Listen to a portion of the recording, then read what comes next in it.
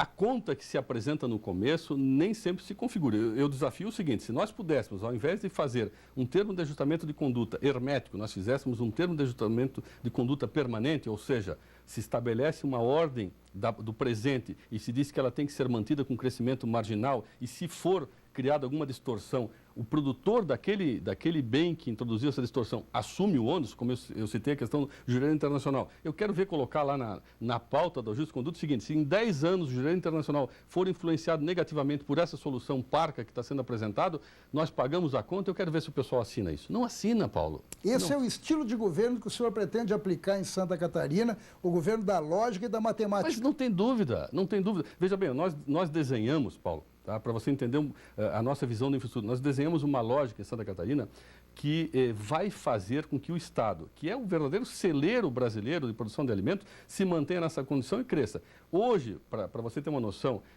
pecuária e agricultura em Santa Catarina, que já foi o nosso carro-chefe, dá mais ou menos 6, 7% do PIB catarinense. E vai diminuir a cada vez mais. Quer dizer, se mantém, não há crescimento. Por quê? O cidadão que está produzindo lá em Concórdia, que está produzindo lá em Chapecó, que está produzindo lá em Campo Herê, tá? Tira a sua produção de que maneira? Tira a sua produção jogando na mão de um grande comprador que consegue, então, desovar essa produção. Por quê? Porque nós não temos infraestrutura para esse pessoal, não temos logística de educação, não temos logística de saúde, não temos logística de qualidade de vida. O nosso programa, para você ter uma ideia, na questão de infraestrutura, nós criamos 3 grandes centros intermodais. Um que é esse já propalado na região ali de Araquari, um lá na região sul, próximo de Criciúma, ali em Aracajá, ou mesmo para dentro, Forquilinhas, naquela região ali, tá? E um outro... O senhor conhece todo o estado? Olha, dizer que eu conheço seria pretensão minha. Eu já circulei por todo o estado, Paulo, mas eu não conheço todo o estado. Eu estive na cidade das pessoas, inclusive na época que eu estive na presidência do CREA, eu visitei diversas regiões do estado, muitas vezes, tal, mas eu não quero me apregoar que eu conheço. Eu conheço a lógica, tá? Eu conheço as cidades porque passei por elas. E lá na região oeste, um pouquinho acima de Chapecó, ali em Águas Frias, mesmo Pinhalzinho, Coronel Fresco, um pouquinho mais junto ali, o terceiro centro intermodal. Claro que esses dois, o do sul não teria o porto e o do oeste não teria o porto. Teria o porto próximo aqui, São Francisco, é esse de Araquari, tá? E nós vamos usar esses dois do sul, porque eu considero, mesmo entendendo que nós vamos levar 18 anos para ter a duplicação da 101 pronta, a logística das duas pontas da 101 duplicada nesses dois centros sul-norte, tá? E uma duplicação da 470, saindo daquele entroncamento ali de Itajaí, de Navegantes, tá? Indo até Campos Novos, dali ela desce, não adianta mais, seguindo dali em diante para 282, até chegar, a 282 praticamente chega lá em Chapecó, com essa duplicação que é obra federal, e correr paralelamente a oeste pela 101, uma ferrovia litorânea, tá? E transversalmente acompanhando a 470 e a 282 até a região oeste lá, com um eixo de ferrovia também. Se você montar esse projeto, você escoa toda a produção catarinense e fomenta. Esse projeto, para você ter uma ideia, está na nossa equipe de trabalho valorizado em torno de 9 a 10 bilhões de dólares, 18 bilhões de reais. É claro que é um número absurdamente grande, mas envolve a questão federal, que aí nós temos que ver se a gente consegue A propósito, o governo federal tem um projeto de ferrovias, né? Tanto a litorânea quanto essa leste-oeste, né? Veja, o projeto é o foco. Faz tempo. Só ficou no projeto. Nós estamos colocando como ordem prática, tá? Estamos colocando como ordem prática e mas aí o valorizando governo do estado assumiria essa... Veja, nós temos uma experiência próxima aqui no Paraná. Vocês devem conhecer a 376, que vem de Curitiba até a divisa Garuva, né? Tá? Que é 101 ali e tal, né? Não sei se vocês recordam como é que aquilo foi duplicado. Porque aquilo nunca era duplicado e era um gargalo para o estado do Paraná, que só tinha alternativa da 277 e não tinha ligação para cá. O que fez o estado do Paraná com a 376? Peitou no tempo ainda do Álvaro Dias, depois do Roberto Requião, e quem terminou foi Jaime Lerner. Peitou aquela duplicação, a ordem do estado, e negociou com o governo federal depois. Ou seja, tomou a decisão. É só vocês pegarem nos anais, vocês vão perceber. Então, você pode fazer isso. Aí você cria uma logística, Paulo. Porque hoje, se você for na região oeste, são todas... Ou seja, 470, de repente, o senhor peitaria e faria e depois cobraria do governo Pelo menos federal. Startaria, quer dizer, você abre vãos que você tem condições de fazer. A 376 foi feita assim, em 3 mandatos. Senão fica no discurso de transferência de culpa. Ah, não, eles que não fazem, nós queremos. 18 anos para duplicar norte e sul em Santa Catarina. Você há de concordar comigo, tá? Que é um absurdo, né? É um absurdo, né? O senhor contaria com a iniciativa privada? Olha, é muito difícil hoje, porque lembra o valor que eu te falei, nós estamos falando de 9 bilhões de dólares, não é pouco dinheiro, tá? É muito difícil que você consiga, é muito difícil que você consiga captar esses recursos no mercado, mas é possível sim que o pessoal se interesse, porque imagina você ter uma logística do Estado, no Estado nós temos quase 600 quilômetros de costa, todo ele explorado, bonito, maravilhoso e tal, né? Temos um oeste fantástico. 90% das nossas propriedades agrícolas são propriedades de pequeno porte, ou seja, propriedade de produção familiar, tá? Aí, esses 7% que eu te falei do PIB são compostos nessa economia. E nós chegamos a 20% no agronegócio, ou seja, 13%, 14% dessa economia está restrito a alguns grupos. Tivemos uma venda há 5 anos atrás em Videira, tivemos uma venda agora em Concórdia, que eu não preciso citar nome comercial, vocês sabem disso, tá? E cada vez mais esses 13% estão indo para fora do Estado, estão perdendo referência no Estado, tá? Por quê? Porque a gente não cria uma estrutura própria que permita com que alguém de tamanho razoável, cooperativas, consiga pegar essa produção e botar no Porto de Itajaí, e botar no Porto de São Francisco, e botar no Porto em Bituba, e botar no Mercosul. Então, essa estrutura tem que ser pensada, aquilo que eu te falei sobre lógica. Não é que o Novais esteja divagando, até porque 9 bilhões de dólares também, 18 bilhões de reais, é pouco mais que o orçamento do nosso Estado. Então também não é um valor assim absurdo, olha, o cara está navegando, não, é um valor razoável. É claro que eu reconheço que o Estado brasileiro investiu em 2006, 2007, 5 bilhões em toda a malha rodoviária brasileira. Mas isso é ridículo, né? Isso é um número incompatível. O senhor pensaria também no pedágio? Veja, o pedágio é uma alternativa boa. O que me dói é que o pessoal faz o pedágio como um aditivo de receita e não como uma substituição. Aliás, o Estado brasileiro tem essa péssima mania de criar novos impostos, novos impostos. Tá? O pedágio é bitributação. Pedágio vira imposto. Porque na realidade você paga para a manutenção das estradas, você paga a CID, você paga o IPVA e você paga mais Mas o senhor falou aí no início que pedágio é uma coisa boa. Isso daí eu pergunto. É uma coisa boa. De repente mexeu nas estradas estaduais sobre pedágio? Não. É uma coisa que setoriza o orçamento. Veja bem, se eu pudesse remover da carga do cidadão a CID da gasolina, o IPVA do carro ou parte desse, e pegasse esse dinheiro e pontuasse nas estradas, era diferente.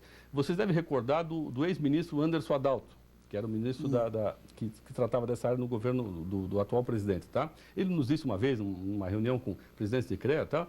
Que o grande sonho dele é que o Brasil tivesse a verba carimbada para as estradas, porque nem a verba da CID ia para as estradas. Ele queria pelo menos a CID, não queria mais nada. A gente paga para a estrada, mas não vai para a estrada. Isso aconteceu com o CPMF, tá? Então o pedágio a gente paga para a estrada e de repente também não vai? Não, o pedágio vai para a estrada porque o pedágio está localizado. Lembra que antes daquele famoso selo pedágio que nós tivemos no Brasil, nós tínhamos um modelo de pedágio na Via Dutra, São Paulo, Rio de Janeiro, que era fantástico. Você circulava lá, era uma estrada fantástica, tá? Por quê? Porque tinha uma dotação e uma ordem... Mas o senhor não colocaria pedágio nas estradas estaduais aqui, eu digo para você o seguinte, não pode ser o princípio do gestor.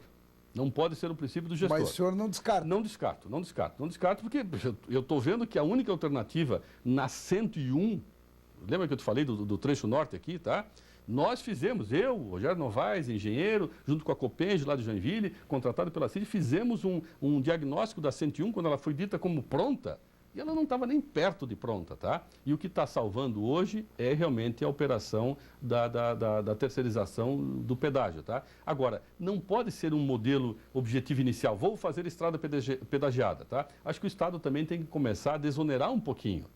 Está todo mundo querendo esfolar o pessoal. Temos esse caso agora, até o governador voltou atrás em parte da substituição tributária. Quer dizer, brincadeira, o pessoal quer tributar o ICMS antes do cara realizar o lucro. No mundo inteiro, eu não sei, talvez eu não seja o mundo inteiro, mas pelo menos no mundo que eu conheço, no mundo ocidental, o tributo vem em cima do resultado.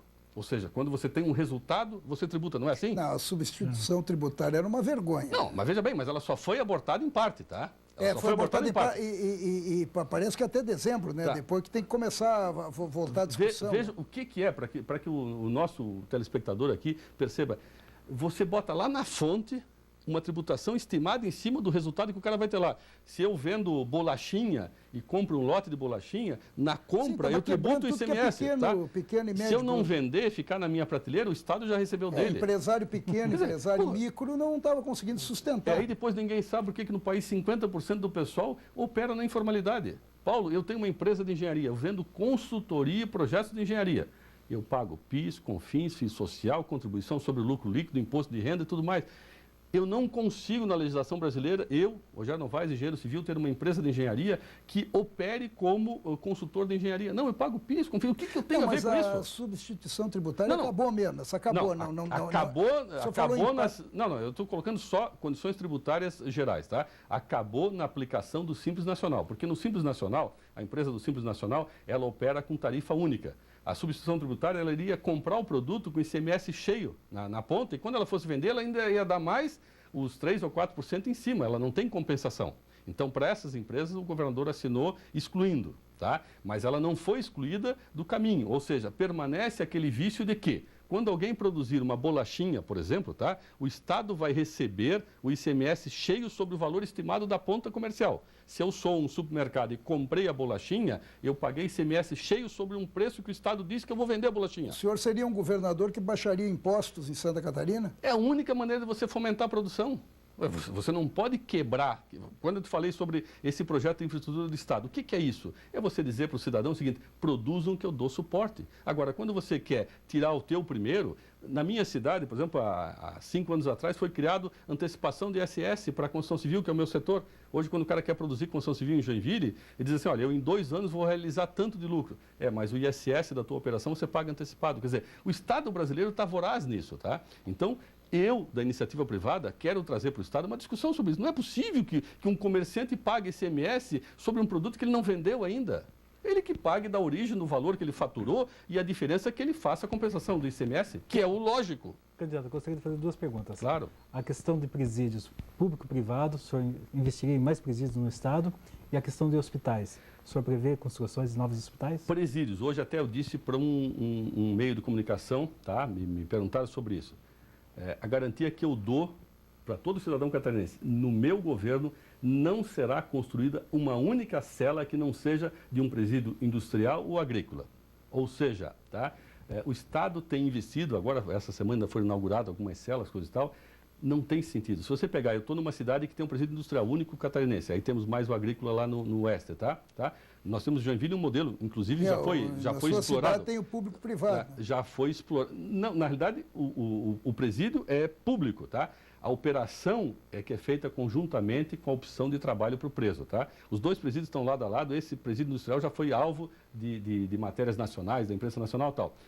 Para que vocês entendam o resultado, nesse presídio industrial, o preso não está obrigado a trabalhar. Veja bem, não é serviço forçado, mas ele está convidado a trabalhar se quiser. E alguns empresários da nossa região foram lá e colocaram, tem um cara que faz pão, tem um cara que faz isso, faz aquilo, e coloca o serviço à disposição. A estatística de resultado é exatamente oposta entre o presídio regional e o industrial, ou seja, naquele que o preso fica parado o dia inteiro lá, que tem superlotação, não sei o que lá, em torno de 80% dos presos que cumprem pena retornam ao sistema carcerário.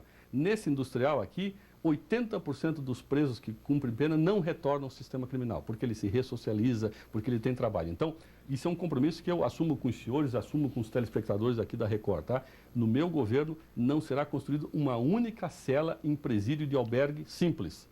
100% dos investimentos serão feitos em cima de presídios com opção de trabalho para o preso, e eu conheço na cidade de Joinville um modelo exitoso que vai ser colocado em todo o país. E a questão... E os hospitais? Tá, questão do hospital. Nós temos um gargalo no Estado com relação a atendimento básico. Esse gargalo será resolvido em parceria com as prefeituras, não tem saída, tá? Que seria o atendimento genérico. Agora, nós temos um problema de média e alta complexidade, ou seja, especialista e especialista mais equipamento, tá? Se você olhar o mapa do Estado, nós temos uma concentração de boa qualidade na região aqui na capital, que não dá conta, não é porque esteja subdimensionado, não dá conta, porque para que migram grandes demandas do Estado. E na região de Joinville, que da mesma forma, não dá conta, por quê? Porque migra 1 milhão de pessoas, é a área de contribuição. Aí você pega o oeste, tá? Que você tem um atendimento iniciado na alta complexidade e até razoável na média complexidade, mas sem estrutura.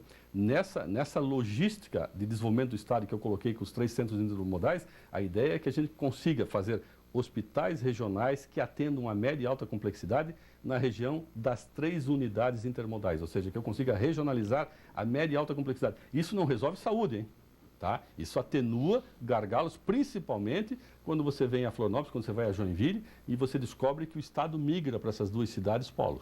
Tá? Então, é uma logística funcional. Agora, não é a solução está no saneamento, nas condições de habitação. O Programa de Habitação do Estado, é um absurdo que no ano de 2010 nós continuemos fazendo, tanto no Programa Federal quanto no Programa do Estado, continuamos fazendo construção no mesmo modelo que eu aprendi na escola de engenharia e que os meus avós faziam, com cimento, com areia, com tijolo, quando você tem tecnologias green no mundo inteiro com êxito e sucesso absoluto, econômicas, de qualidade, de conforto. Isso é uma questão de cultura também?